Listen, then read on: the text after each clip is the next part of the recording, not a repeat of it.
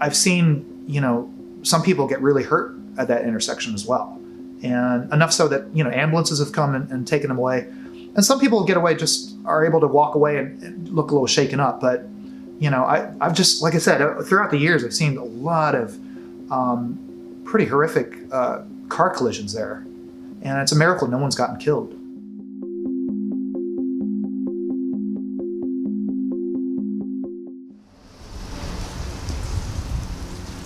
Hi, I'm Roy Ghim.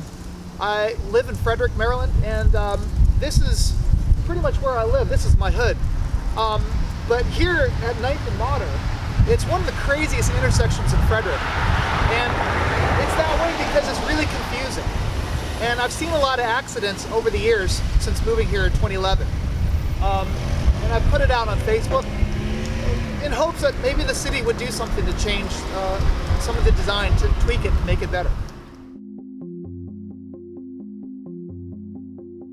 So this is the approach that drivers are taking westbound on 9th Street, approaching the intersection of 9th and Motter.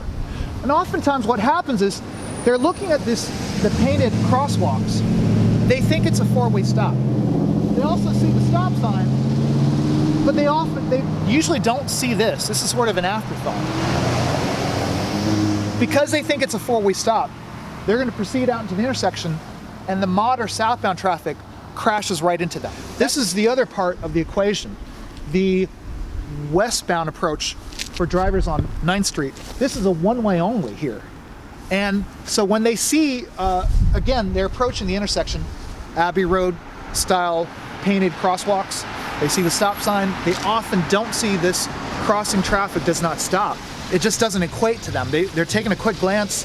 It makes it look like a four-way stop. They proceed, the southbound traffic crashes right into them, and voila, that's where, a lot of accidents also happen. So about 5 or 6 years ago, I actually got to speak with, on the phone, Frederick's city traffic engineer at the time. And he explained that they were aware of the problems of 9th and Motter, but they were hesitant to do any kind of intervention because of two things. One, they viewed Motter Avenue, especially southbound, as a kind of an outlet in case there were traffic jams on I-15. The other problem he indicated was they wanted to have southbound Motter unobstructed for emergency vehicles going to Frederick Hospital. I guess that's understandable, but the problem is there is a traffic light at 7th and Motter. I see emergency vehicles could, supersede traffic lights and get around cars and traffic lights that way because they have their flashers on. So that argument doesn't hold a lot of water for me. It's a confusing intersection, but something as simple as actually making it a four-way stop with just simple stop signs all around, that might alleviate and just actually make it a four-way stop. Because a lot of people already believe that it is, and that's why there's so many accidents that's happening there. The other solution could be maybe have traffic lights, just like at 7th and Motter. And this may be the best solution, but probably the most difficult solution to get to is making it, installing a traffic circle there.